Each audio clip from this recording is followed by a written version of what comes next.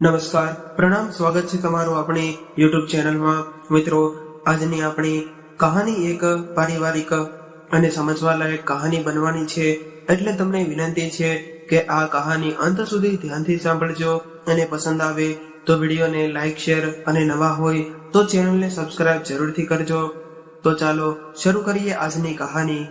વિનય અભ્યાસમાં નબળો હતો અને એ બીજા લોકોનું દોડી દોડીને કામ કરતો હતો, જેને કારણે વિક્રમ શેઠને એ પસંદ ન હતો અને એની ફેક્ટરી એના મોટા પુત્રને સોંપી હતી, જે અભ્યાસ કરીને અમેરિકાથી હમણાં જ પાછો આવ્યો હતો।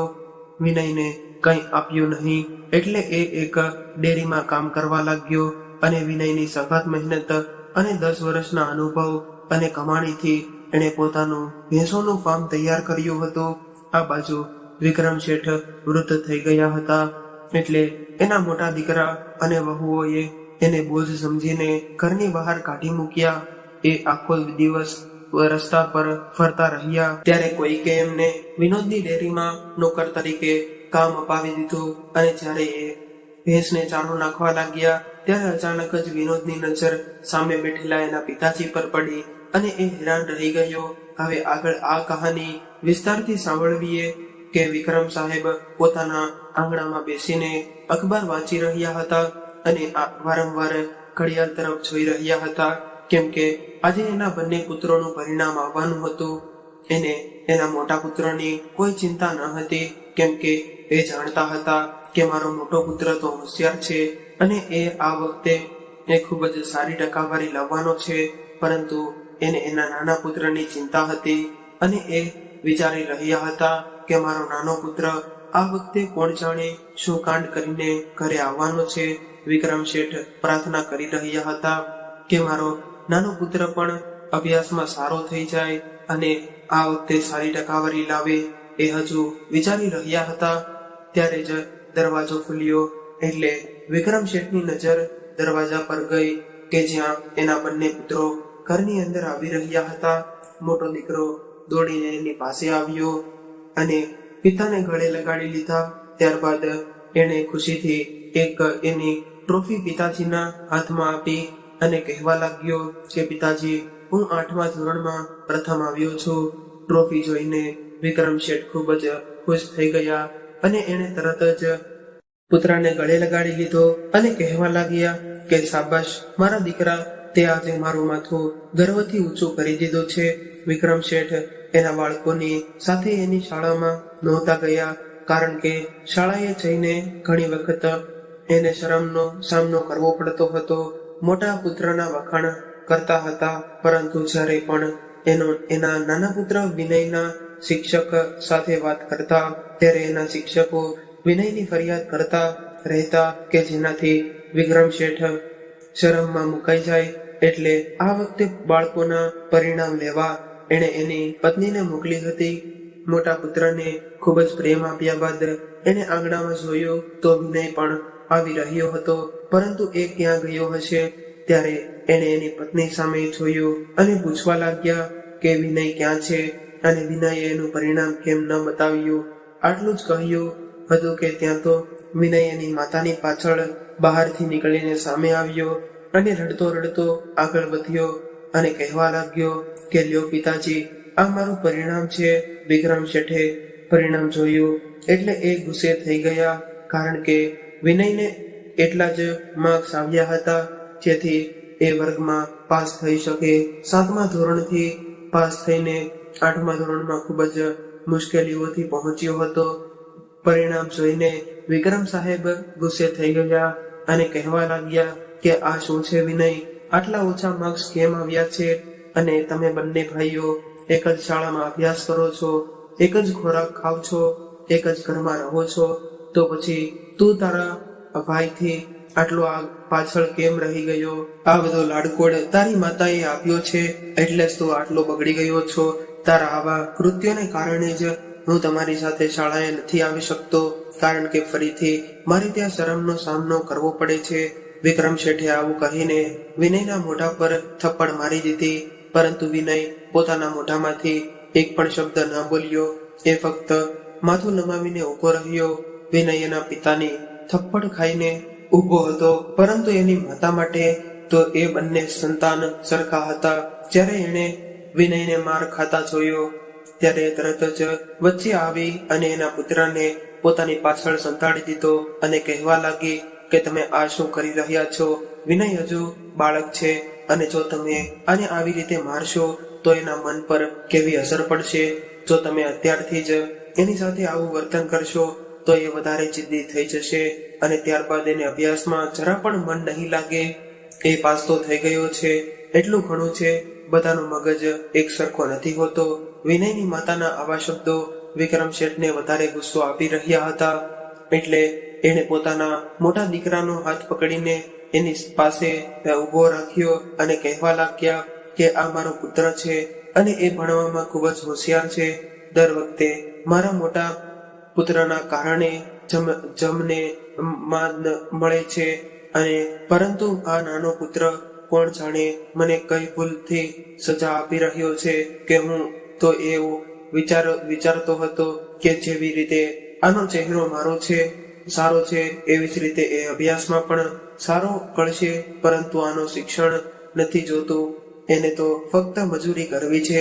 વિનય પોતાની માતાની પાછળ છુપાઈને રડતો રહ્યો. ત્યારબાદ માતા વિનયને એના રૂમમાં લઈ આવી અને એને શાંત કરવા લાગી, પરંતુ એ ખૂબ જ રડી રહ્યો હતો અને કહેવા લાગ્યો કે માં, હું સખત પ્રયાસ કરી રહ્યો છું, પરંતુ મારે શું કરવું? હું રાત્રે યાદ કરું છું, પરંતુ સવારે ભૂલી જાઉં છું. ત્યારબાદ વિક્રમ શેઠ પોતાના પુત્રને ઘરની બહાર લઈ ગયા અને એને નવી સાયકલ અને નવા કપડાં લઈ આપ્યા અને ત્યારબાદ બંને બાપ દીકરો સાંજે ઘરે આવ્યા. ત્યારે ઘણી બધી વસ્તુઓ જોઈને વિનયને પણ એના મનમાં કંઈક વિચાર આવ્યો. એટલે એ એના પિતા પાસે આવ્યો અને એ આ વસ્તુઓ પર હાથ રાખવાનો હતો, પરંતુ મોટા ભાઈએ એને દૂર ધક્કો મારી દીધો અને કહેવા લાગ્યો કે આ બધી વસ્તુઓથી દૂર રહેજે, કેમ કે તું એક અભણ છો અને તારા જેવા વ્યક્તિએ ક્યારેય ચેમ્પિયનની વસ્તુને ના અડવી જોઈએ.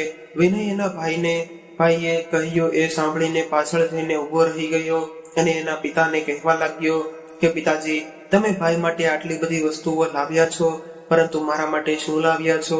આટલું સાંભળ્યું એટલે વિક્રમ શેઠ વિનય સામે ધ્યાનથી જોયું અને કહેવા લાગ્યા કે હું હરામનું નથી કમાતો કે તારા જેવા હરામખોર પાછળ મારા પૈસા વાપરી નાખું. આવી બધી વસ્તુઓ પામવા માટે તું પણ મહેનત કર અને પ્રથમ આવ અને સમાજમાં તારી ઇજ્જત બનાવ, ત્યારબાદ તને પણ બધું મળવા લાગશે. આવા શબ્દો સાંભળીને વિનય દોડીને એના રૂમમાં જતો રહ્યો. વિનયને એવું લાગતું હતું કે ધીમે ધીમે એના પિતાજીનું વર્તન સુધરી જશે, પરંતુ આવું કંઈ ન થયું અને ધીરે ધીરે સમય વીતવા લાગ્યો. હવે બંને ભાઈઓ વચ્ચે મતભેદ વધવા લાગ્યો હતો અને વિક્રમ શેઠ એના મોટા પુત્રને જ પ્રેમ કરવા લાગ્યા હતા. એક દિવસ બંને ભાઈઓ ટ્યુશન માટે જઈ રહ્યા હતા ત્યારે રસ્તામાં લાકડાનો ભારો લઈને જઈ રહેલા રામુ કાકાને જોયા. રામુ કાકા વૃદ્ધ હતા અને એને કોઈ સંતાન ન હતું. એ મજૂર હતા, એટલે રામુ કાકા પોતે જ કામ કરતા હતા. જ્યારે વિનયની નજર રામુ કાકા પર પડી તો એ તરત જ એની પાસે ગયો અને કહેવા લાગ્યો કે કાકા, આ બધું તમે એકલા લઈ જાઓ છો, એટલે લાવો મને આપો, હું તમારી મદદ કરું છું. વિનયની આવી વાત સાંભળીને રામુ કાકાએ એના માથા પર હાથ ફેરવ્યો અને કહેવા લાગ્યા કે દીકરા, તું મને શા માટે પાપનો ભાગીદાર બનાવે છે? તું તો વિક્રમ શેઠનો પુત્ર છો અને હું એક મજૂર છું. પરંતુ વિનય ન માન્યો અને તરત જ એ લાકડાનો ભારો પોતાના માથે લઈ લીધો અને કહેવા લાગ્યો કે એવું કંઈ ન હોય કાકા, તમે વૃદ્ધ છો અને વૃદ્ધ લોકો પાસેથી હંમેશા આશીર્વાદ લેવા જોઈએ, એટલે તમે મને એ જણાવો કે આ લાકડા ક્યાં રાખવાના છે, હું ત્યાં રાખી દઉં છું. જ્યારે વિનયના મોટા ભાઈએ આ જોયું એટલે એ હસવા લાગ્યો અને કહેવા લાગ્યો કે તારા જેવો અભણ માણસ મોટો થઈને આવા જ કામ કરે છે, એટલે જ તે અત્યારથી તાલીમ લેવાનું શરૂ કરી દીધું છે. હવે હું પિતાજીને કહી દઈશ કે તું અહીંયા ભણવાના બદલે મહેનત મજૂરી કરવા લાગ્યો છો. મોટા ભાઈ આવું બોલતો હતો, પરંતુ વિનય ચૂપ રહ્યો અને એ લાકડાનો ભારો એણે રામુ કાકાને ઘરે મૂકી દીધો. અને એ દિવસે વિનય ટ્યુશનમાં નહોતો ગયો. જ્યારે એ ઘરે પહોંચ્યો ત્યારે પહેલેથી જ એના મોટા ભાઈએ એની ફરિયાદ કરી હતી. ત્યારબાદ વિક્રમ શેઠે વિનયને ખૂબ જ ખરી ખોટી સંભળાવી લીધી અને ત્યારબાદ આંગણામાં 10 ફેરા લગાવવાનું પણ કહ્યું હતું. દર વખતે એની પત્નીને મેણાટોણા કર્યા કરતા કે તે મને કેવું સંતાન આપ્યું છે. આ દીકરો તો આપણા ગામમાં મારું નાક કપાવીનો થયો છે. આ નગરમાં મારી કેટલી બધી ઇજ્જત છે. બીજા 10 ગામમાં એટલું બધું ધન કોઈ પાસે નથી જેટલું ધન મારી પાસે છે. બસ એ જ કમી છે કે એ કમી મારો નાનો દીકરો છે. આને તો મેં પહેલેથી જ મારી નાખ્યો હોત તો સારું હોત. વિક્રમ શેઠ આવું બધું એની પત્નીને સંભળાવી રહ્યા હતા, પરંતુ વિનયને કંઈ સમજાતું ન હતું કે એણે શું ભૂલ કરી છે. એટલે એ વિચારવા લાગ્યો કે અમને તો બાળપણથી જ એવું સમજાવવામાં આવ્યું છે કે વડીલોનું સન્માન કરવું જોઈએ અને એના કામમાં મદદ કરવી જોઈએ. તો પછી મેં એક વૃદ્ધ વ્યક્તિની મદદ કરી હતી, પરંતુ એના પિતા એના પર ખૂબ જ ગુસ્સો કરતા હતા. વિનય અભ્યાસમાં ઘણો નબળો હતો, ત્યારે એને શિક્ષક દ્વારા માર મારવામાં આવતો હતો. કેટલીક વાર સજા કરીને તરીકે બહાર તડકામાં ઊભો રાખવામાં આવતો હતો. આ બધા કારણોના લીધે જ વિનયે પોતાનો અભ્યાસ છોડી દીધો હતો, કારણ કે સ્કૂલમાંથી એને કાઢી મૂક્યો હતો. વિનયના શિક્ષકોએ એના પિતાને એવું કહ્યું હતું કે અમે આ છોકરાને નહીં ભણાવી શકીએ, એટલે તમે આને ભણાવવા માટે તમારા પૈસા ન બગાડો. એ દિવસે જ વિક્રમ શેઠે એના નાના પુત્ર સાથેના બધા જ સંબંધો તોડી નાખ્યા અને એણે વિનયનો રૂમ પણ છીનવી લીધો અને નોકરને કહીને એનો સામાન સ્ટોર રૂમમાં ફેંકવી દીધો અને એવું કહેતા કે આ છોકરો મારી નજર સામે ન આવવો જોઈએ, એ હવેથી સ્ટોર રૂમમાં રહેશે. આવું થવા છતાં પણ વિનયે કંઈ પણ કહ્યું નહીં, પરંતુ એના મોટા ભાઈએ એની મજાક ઉડાડવાની કહ્યું કે તું હંમેશા મૂંગો થઈને જ રહીશ કે કંઈ બોલતા પણ શીખી લઈશ. જો તે પિતાજી પાસે માફી માંગી હોત તો તને ઘરમાં રહેવા દેત. પરંતુ તરત જ વિનયે માથું નમાવીને કહ્યું કે નહીં ભાઈ, આપણને એ જ શીખવાડવામાં આવ્યું છે કે માતા પિતા ગમે તે કહે, પરંતુ એની સામે ક્યારેય પણ બોલવું ન જોઈએ અને માતા પિતા જેવું કહે એવું જ કરવું જોઈએ. તો પછી હું કોણ છું કે હું આપણા પિતાજી સામે બોલીને એનું અપમાન કરું? પિતાજી તો મારી સાથે જેવું ચાહે એવું વર્તન કરી શકે છે. હું તેનો પુત્ર છું. આ સાંભળીને પણ એના ભાઈએ એની મજાક ઉડાડી અને હવે વિનય એકલો જ સ્ટોર રૂમમાં રહેવા લાગ્યો. આ વાત એટલા હદ પર હૃદય પર છરીની જેમ વાગી રહી હતી, કારણ કે એના માતા પિતા અને ભાઈ ઘણા બધા બદલાઈ ગયા હતા. એની નજરમાં એની હાજરી કે ગેરહાજરીથી કોઈ ફરક નહોતો પડતો. અભ્યાસમાં તો એણે છોડી દીધો હતો. જ્યારે જ એ સવારે ઘરની બહાર નીકળતો ત્યારે એને જે પણ કામ સોંપવામાં આવતું એ લોકોના કામ કરવા માટે દોડીને જતો રહેતો. ક્યારેક એ ખેતર ખેડવાનું કામ કરતો અને ક્યારેક એમની ગાયનું દૂધ દોવાનું કામ કરતો. જો કે એને કૂવામાંથી પાણી ખેંચવાનું કહેતો કે એ પણ કરી આપતો અને બદલામાં બધા જ લોકો એને આશીર્વાદ આપતા. એ બધાની નજરમાં સારો હતો, પરંતુ વિક્રમ શેઠ અને એના મોટા પુત્રની અંદર ઘમંડ હતું અને એ લોકો નાના માણસોને હંમેશા મજૂર બધા જ લોકોની નજરમાં આવી ગયો હતો. અને લોકો વિક્રમ શેઠને સવાલ પૂછવા લાગ્યા હતા કે તમારો મોટો દીકરો ખૂબ જ સ્માર્ટ છે, પરંતુ નાનો દીકરો કેમ આવો છે? આવું સાંભળીને વિનયને મોટા ભાઈ પર ગુસ્સાથી લાલ થઈ ગયો અને વિચારી રહ્યો હતો કે આજે મારી પાર્ટી હતી, પરંતુ વિનયને કારણે મારી પાર્ટી બગડી ગઈ છે. થોડા સમય બાદ મહેમાનો તો જતા રહ્યા. ત્યારબાદ વિક્રમ શેઠ વિનયના સ્ટોર રૂમમાં ગયા અને એનો લોકર પકડીને ઘરની બહાર ખેંચી લાવ્યા અને કહેવા લાગ્યા કે કાલથી તારો અમારા સાથે કોઈ સંબંધ નથી અને આજે હું તને આ ઘરમાંથી બહાર કાઢું છું. અને એટલું જ નહીં, પરંતુ હું તને મારી બધી જ સંપત્તિમાંથી પણ બહાર કાઢું છું. મારી સંપત્તિ અને મારી ફેક્ટરી પર મારા મોટા પુત્રનો જ અધિકાર રહેશે અને તારી સાથે મારો કોઈ સંબંધ નથી. આ બધું ત્યાં ઉભેલી વિનયની માતા પણ સાંભળી રહી હતી અને એ આટલા વર્ષોથી ચૂપ હતી. પરંતુ આ વખતે એ ગુસ્સાથી ફાટી ઉઠી અને કહેવા લાગી કે તમે આવું ન કરી શકો. વિનય તમારો દીકરો છે. તમે હંમેશા એની સાથે ગેરવર્તન કર્યું છે, પરંતુ હવે નહીં. પરંતુ વિક્રમ શેઠે એની પત્નીની એક પણ વાત ન સાંભળી અને વિનયને ધક્કો મારીને ઘરની બહાર કાઢી મૂક્યો. એ વખતે પણ વિનયે એના પિતાને કંઈ પણ ન કહ્યું અને પિતાના આદેશ માને માથું નમાવી રાખ્યું. અને જ્યાં સુધી દીકરો સ્ટોર રૂમમાં રહેતો હતો ત્યાં સુધી તો માં એના દીકરાને મળવા જતી અને એના દીકરાના ખાવા પીવાનું ધ્યાન રાખતી હતી. હવે જ્યારે દીકરો ઘરમાંથી જ નીકળી ગયો અને એની સાથે ના બધા સંબંધો તોડી નાખવાની ધમકી આપી, ત્યારે વિનયની માતા આ બધું સહન ન કરી શકી અને રાત્રે માં સૂઈ ગઈ. પરંતુ સવારે ઉઠી જ નહીં. માતાના મૃત્યુના સમયે પણ વિનયને ઘરમાં ન આવવા દીધો. વિનયને માતાની અર્થીની સાથે સાથે ચાલી રહ્યો હતો અને એની માતાને ચિત્તા પર પડેલી જોઈ રહ્યો હતો. હવે વિનય આ દુનિયામાં સાવ એકલો પડી ગયો હતો.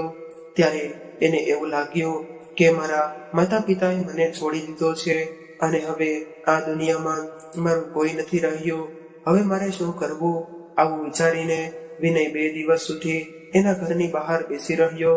અને જ્યારે આસપાસના લોકોએ વિનયને આવી હાલતમાં જોયો એટલે એ લોકો સવાલ પૂછવા લાગ્યા કે જે દરેક ગરીબ લોકોનો આધાર હતો એવા વિનય સાથે આજે કેવું વર્તન કરવામાં આવી રહ્યું છે. ત્યારબાદ ગામના લોકો વિનયના એના ઘરે લઈ ગયા અને પ્રશ્નો પૂછવા લાગ્યા. ત્યારે વિનયે કહ્યું કે મારી પાસે ઘર નથી, મારા ખિસ્સામાં રૂપિયા નથી અને હું સાવ એકલો પડી ગયો છું. હવે મારે શું કરવું? એટલે ગામના લોકો કહેવા લાગ્યા કે વિનય, અમે બધા જ લોકો તારી સાથે છીએ. તું તારી જાતને લાચાર નહીં સમજતો. ગામના દરેક વ્યક્તિએ એને પોતાના ઘરમાં રાખવાની ઈચ્છા વ્યક્ત કરી. ત્યારબાદ વિનય એક વ્યક્તિના ઘરમાં રોકાઈ ગયો અને ત્યાં રહેવા લાગ્યો. હવે ધીરે ધીરે સમય વીતવા લાગ્યો અને વિનયે લોકો માટે નાના મોટા કામો કરતો હતો. પરંતુ એને નોકરીની પણ જરૂર હતી. એ મફતમાં ખાવાનું પસંદ નહોતો કરતો અને આ ડેરીમાં ઘણા બધા લોકો કામ કરતા હતા. એટલે વિનય આ ડેરી પર ગયો અને ડેરીમાં કામ માટે રાખવાની વિનંતી કરી. ત્યારે ડેરીના માલિકે આશ્ચર્ય થયું કે આટલી મોટી ફેક્ટરીનો માલિક આજે મારી ડેરી પર કામ શોધવા આવ્યો છે. આ સાંભળીને વિનયે હસીને કહ્યું કે નહીં ભાઈ, હું કોઈ શ્રીમંત પિતાનો દીકરો નથી અને એ પરિવાર માટે સાથે મારો કોઈ સંબંધ નથી રહ્યો. હું તમારી ડેરીમાં કામ કરવા માંગુ છું. ત્યારે આ વ્યક્તિ થોડો ચિંતિત થયો કે આટલા શ્રીમંત પરિવારનો છોકરો મારી ડેરીમાં કામ કરવા આવ્યો છે તો આ વાત મને સમજાતી નથી. ત્યારબાદ ડેરીના માલિકે વિનયની આખી વાત સાંભળી અને કહ્યું કે ઠીક છે વિનય, જો તું તારું જીવન મહેનત કરીને જીવવા માંગતો હોય તો આજથી જ કામ પર આવી જાજે. હવે વિનય ધીરે ધીરે ડેરીના તમામ કામો પોતાના હાથમાં લેવા લાગ્યો. ભલે એ વધારે ભણેલો ગણેલો ન હતો, પરંતુ કેવી રીતે લખવું એ વિનય જાણતો હતો. ધીરે ધીરે સમય વીતવા લાગ્યો અને આ બાજુ વિક્રમ શેઠનો મોટો પુત્ર ફેક્ટરીનું ધ્યાન રાખવા લાગ્યો અને એ પણ ખૂબ જ હોશિયાર હતો.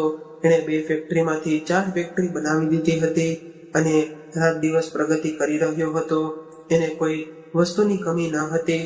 જ્યારે વિક્રમ શેઠે એના પુત્રને સફળ થતો જોયો ત્યારે એણે ધીમે ધીમે એના મોટા પુત્રને બધું જ સોંપી દીધું અને જાહેર કર્યું કે મારે એક જ દીકરો છે. વિનય સાથે મારો કોઈ સંબંધ નથી. દીકરો હવે વિવાહ લાયક થઈ ગયો હતો એટલે વિક્રમ એના મોટા પુત્રના એક અમીર પરિવારમાં વિવાહ કરાવ્યા અને ઘરમાં બહુ આવી. વિક્રમ શેઠે તો એવું વિચારી રહ્યા હતા કે હવે ઘરમાં બહુ આવવાથી મારા ઘરની રોનક બદલાઈ જશે. આવી રીતે ધીમે ધીમે સમય પસાર થવા લાગ્યો. પરંતુ ઘરમાં બહુ આવ્યા બાદ દીકરાનો સ્વભાવ બદલાઈ ગયો હતો. હવે વિક્રમ શેઠ એના પુત્ર સાથે કંઈક પણ વાત કરવાનો પ્રયાસ કરતા તો એની પત્ની તરત જ એને બોલી દેતી કે એના પિતા વિરુદ્ધ દીકરાના કાન ભરવા લાગતી કે આ બધી મહેનત તમારી છે, જો તમે મહેનત ન કરી હોત તો આ બધું બદલાઈ ગયું હોત. વિક્રમ શેઠ એના મોટા પુત્રને ખૂબ જ પ્રેમ કરતા હતા અને આવી રીતે અચાનક જ એનાથી દૂર થઈ જવું એ સહન ન કરી શક્યા. હવે એ વારંવાર બીમાર પડવા લાગ્યા અને વૃદ્ધ થઈ ગયા હતા. દીકરાને થોડી વાર એની સાથે બેસવાનું કહેતા તો દીકરો વ્યસ્ત હોવાનું બહાનું કાઢીને એનાથી દૂર થઈ જતો. વિક્રમ શેઠને એની ઉંમર સાથે સાથે કેટલી બીમારીઓ પણ થઈ હતી. હવે એ પોતાના પુત્ર પાસે જવાનો પ્રયાસ કરતા તો બહુ તો બૂમો પાડવા લાગતી. હવે તો દીકરાને પણ ગમતું ન હતું કે એના બીમાર પિતા એના બાળકોને હાથ અડાડે. એટલે એક દિવસ દીકરો એના પિતા સાથે કામ જ તેમ વાતો કરવા લાગ્યો અને એને બધું કહી દીધું કે મારા બાળકોથી તમે દૂર રહેજો. તમે દરેક સમયે કોઈક ને કોઈક રોગથી પીડાતા હોવ છો અને હું નથી ચાહતો કે તમારા લીધે મારા બાળકો પણ બીમાર પડે. ત્યારબાદ એના પિતા સાથે વારંવાર ખરાબ વર્તન કરવા લાગ્યો. ધીમે ધીમે સમય વીતવા લાગ્યો અને આ બાજુ વિનય ઘરમાંથી ગયો. એને 10 વર્ષ થઈ ગયા હતા. વિક્રમ શેઠ તો કદાચ એને ભૂલી ગયા હતા, પરંતુ એક દિવસ વહુના કહેવાથી પુત્રએ એને ધક્કો મારીને ઘરમાંથી બહાર કાઢી મૂક્યા અને એવું કહ્યું કે તમારા કારણે મારું ઘર બગડી રહ્યું છે અને મારા બાળકો પણ તમારા કારણે પરેશાન થઈ રહ્યા છે.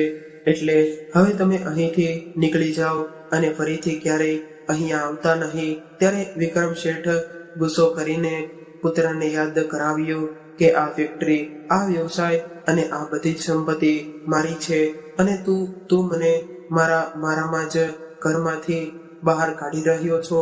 ત્યારે વહુએ ગુસ્સો કરીને કહ્યું કે નહીં પિતાજી, તમે તો આ બધું પહેલેથી જ મારા પતિના નામે કર્યું છે. હવે તો આ મિલકત પણ પર તમારો કોઈ અધિકાર નથી રહ્યો.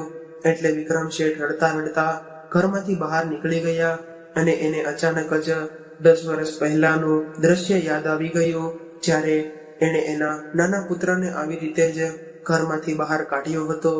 એણે ક્યારેય પણ કલ્પના નહોતી કરી કે એ જે પુત્રને મેં આટલો બધો પ્રેમ કર્યો છે એ જ પુત્ર મારી સાથે આવું વર્તન કરશે.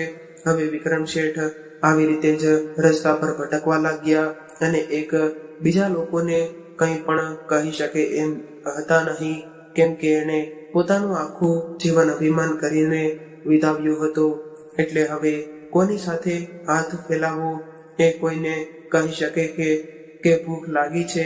એક દિવસ ચાલતા ચાલતા એક કરિયાણાની દુકાને આવ્યા અને કંઈક ખાવાનું માંગ્યો. વિક્રમ શેઠની આવી હાલત જોઈને એ દુકાનદારને નવાઈ લાગી અને એણે શેઠની આવી હાલત વિશે પૂછ્યું. ત્યારે વિક્રમ શેઠ રડતા રડતા પોતાના દિલની આખી વાત કહી દીધી. ત્યારબાદ આ દુકાનદાર કંઈક વિચારવા લાગ્યો અને કહેવા લાગ્યો કે આ ગામમાં એક ડેરી આવેલી છે અને એ ડેરીમાં કામ કરવા માટે માણસોની જરૂર છે. જો તમે ચાહતા હોય તો હું તમને ત્યાં નોકરી અપાવી શકું છું. મારી દુકાનમાં પણ એ જ ડેરીમાંથી દૂધ આવે છે. આવું સાંભળીને વિક્રમ શેઠે કહ્યું કે હા ભાઈ, મારે કામની ખૂબ જ જરૂર છે અને મને કોઈ પણ કામ અપાવો. ત્યારબાદ આ વ્યક્તિ વિક્રમ શેઠને ડેરી પર લાવ્યો અને એટલે એને ત્યાં કામ મળી ગયું અને ડેરીમાં ઘણી બધી બકરીઓ અને કેટલાય પ્રાણીઓ હતા અને ઘણા બધા મજૂરો પણ હતા. હવે વિક્રમ શેઠ આ મજૂરો સાથે કામ કરવા લાગ્યા અને વિચારવા લાગ્યા કે આ ડેરીનો માલિક ખૂબ જ ધનવાન હશે. અને ત્યારે જ સામે એક વ્યક્તિ આ બધા જ લોકોને કામ સોંપી રહ્યો હતો. ત્યારબાદ આ વ્યક્તિએ વિક્રમ શેઠને કહ્યું કે તમારે ભેંસોને ચારો આપવાનો છે. એટલે વિક્રમ શેઠે હા પાડી અને જ્યારે એ ભેંસોને ચારો આપવા ગયા ત્યારે જ અચાનક ત્યાં એક કાર આવી. એટલે વિક્રમ શેઠના હાથ થંભી ગયા અને એ કાર તરફ જોવા લાગ્યા. હવે આ કારમાંથી નીચે ઉતરેલા વ્યક્તિને જોઈને એના હાથમાં રહેલો ચારો નીચે પડી ગયો, કેમ કે એ વ્યક્તિ એનો નાનો દીકરો વિનય હતો. વિનયને જોઈને એના તમામ નોકરો હાથ છોડીને એનું સ્વાગત કરવા લાગ્યા. એ દરેક વાતોને સ્મિત સાથે જવાબ આપી રહ્યો હતો.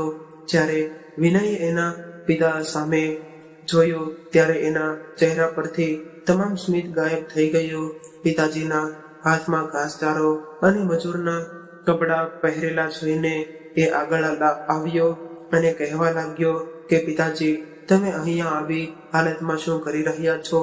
કોઈ એવી હિંમત થઈ કે તમને નોકરના કપડાં પહેરાવ્યા છે?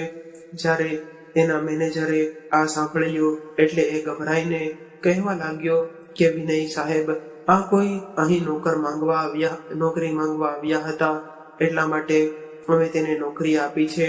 અમને ખબર ન હતી કે એ તમારા પિતા છે.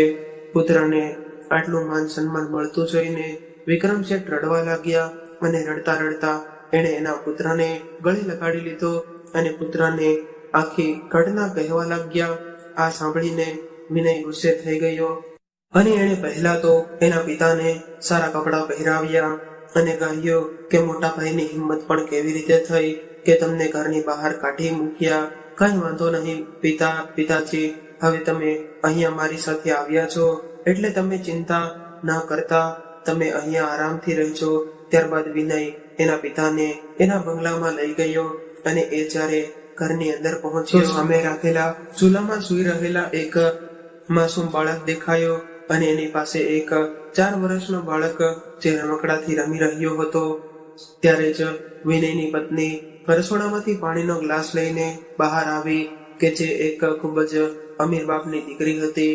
આ બધું જોઈને વિક્રમ શેઠ આશ્ચર્યમાં પડી ગયા અને કહેવા લાગ્યા કે દીકરા, મેં તો તને ખાલી હાથે ઘરમાંથી કાઢી મૂક્યો હતો, તો પછી આ 10 વર્ષમાં તારી પાસે આ બધું કેવી રીતે આવ્યું?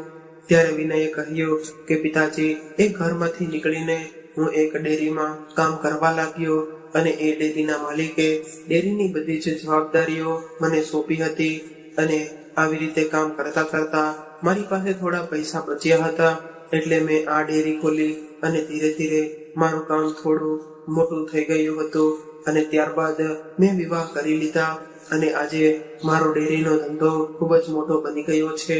આ સાંભળીને વિક્રમ શેઠ હસવા લાગ્યા અને દીકરા પાસે માફી માંગવા લાગ્યા. વિનય કહેવા લાગ્યો કે પિતાજી, તમે મારી પાસે માફી માંગીને મને પાપનો ભાગીદાર ન બનાવો. હું તો આમ પણ ખૂબ જ ખુશ છું કે તમે મારી સાથે રહેવા આવ્યા છો. ત્યારે વિક્રમ શેઠ સમજી ગયા હતા કે ભગવાન એવા લોકોને ક્યારેય લાચાર નથી રહેવા દેતા કે જે લોકો બીજા લોકોની મદદ કરતા હોય છે. ભલે વિનય અભ્યાસમાં થોડો નબળો હતો, પરંતુ એ એના માતા પિતાને ખૂબ જ માન સન્માન આપતો હતો અને દરેક લોકોની મદદ કરતો હતો અને એની આવી ભલાઈને લીધે જ ભગવાને એને ખૂબ જ સફળતા આપી હતી. ત્યારબાદ વિક્રમ શેઠે એનું બાકીનું જીવન વિનય સાથે રહીને પૂરું કર્યું અને વિનયે પિતાજીની ભગવાનની જેમ સેવા કરી. તો મિત્રો, આજની સ્ટોરી તમને કેવી લાગી કોમેન્ટમાં જરૂરથી જણાવજો અને પસંદ આવી જેમ સેવા કરી હોય તો મિત્રો આજની સ્ટોરી તમને કેવી લાગી કોમેન્ટમાં જરૂરથી જણાવજો અને પસંદ આવી હોય તો વિડીયોને લાઈક, શેર અને નવા હોય તો ચેનલને જરૂરથી સબસ્ક્રાઇબ કરજો. હર હર મહાદેવ.